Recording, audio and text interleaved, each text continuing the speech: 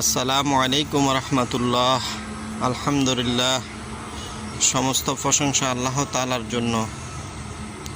দরুদ সালাম রাসূল সাল্লাল্লাহু আলাইহি ওয়াসাল্লামের উপর। আপনাদের মাঝে গুরুত্বপূর্ণ একটি হাদিস নিয়ে হাজির হলাম। হাদিসটির বিষয়বস্তু হলো মানুষের দোষ গোপন রাখা। কোনো মুসলমান ব্যক্তির দোষ আপনি গোপন রাখলে আল্লাহ তাআলা দুনিয়া ও আখিরাতে আপনার দোষ গোপন রাখবে।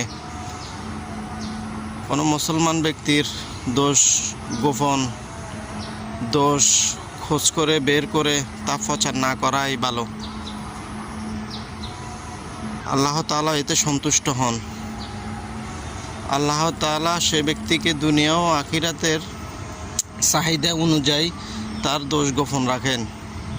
এই প্রেক্ষিতে রাসূল সাল্লাল্লাহু আলাইহি ওয়াসাল্লামের একটি হাদিস, আন আবি হুরায়রাতা আন্না রাসূলুল্লাহ সাল্লাল্লাহু আলাইহি ওয়াসাল্লাম ক্বালা মান সাতারা মুসলিমান সাতারাহুল্লাহু ফিদ দুনিয়া ওয়াল আখিরা।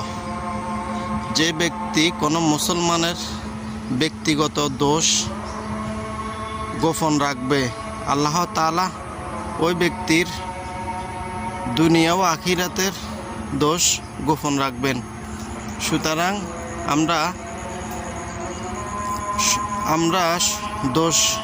কারো দোষ যদি পাই, দোষটা গোপন রাখার চেষ্টা করব।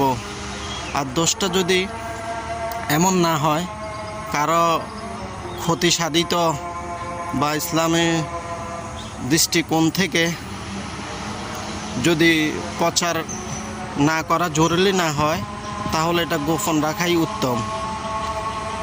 তো এই হাদিস অনুযায়ী আমরা আমল করার চেষ্টা করব, তাহলে আল্লাহ তাআলা আমাদের দোষ ত্রুটি দুনিয়া ও আখিরাতে গোপন রাখবেন ইনশাআল্লাহ।